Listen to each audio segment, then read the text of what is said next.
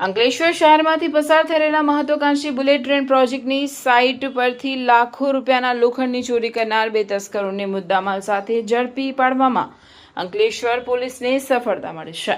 આંબુલી ગામની સીમમાં પ્રોજેક્ટના કામ અર્થે રાખવામાં આવેલી 9,11,000ની કિંમતની લોખંડની ચેનલોની ચોરી અંગે સિક્યુરિટી એજન્સીના અધિકારીએ શહેરી ડિવિઝન પોલીસ મથકે ફરિયાદ નોંધાવતા પોલીસે કાયદેસરની કાર્યવાહી હાથ ધરી છે। પોલીસ સૂત્રો પાસેથી મળતી માહિતી મુજબ જય અંબે સિક્યુરિટી એજન્સીના અધિકારી ઉપેન્દ્રસિંહ હરીસિંહ રાઠોડ દ્વારા આ મામલે અંકલેશ્વર શહેર એ ડિવિઝન પોલીસ મથકે વિધિવત ફરિયાદ દાખલ કરવામાં આવી છે। ફરિયાદમાં જણાવ્યા અનુસાર આંબુલી ગામથી ઉમરવાડા ગામ તરફ જતા માર્ગ પર આંબુલી ગામની સીમમાં બુલેટ ટ્રેન પ્રોજેક્ટના ચેનેજ 313ના પિલ્લરો વચ્ચે પ્રોજેક્ટના યુએસએલજી વર્કમાં ઉપયોગમાં લેવાતી લોખંડની ચેનલો છૂટી છવાઈ રાખવામાં આવી હતી।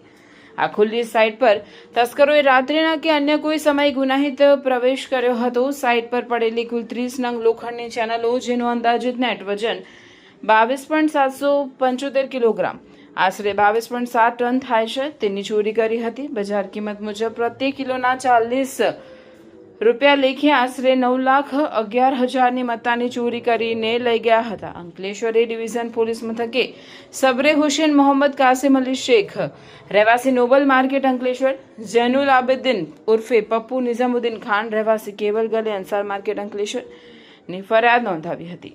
પોલીસે બંને આરોપીની ધરપકડ કરી હતી અને બુલેટ ટ્રેન જેવા રાષ્ટ્રીય મહત્વના પ્રોજેક્ટની સાઇટ પરથી આટલી મોટી માત્રામાં લોખંડની ચોરી થતાં જ પોલીસ તંત્ર દોડતું થયું હતું।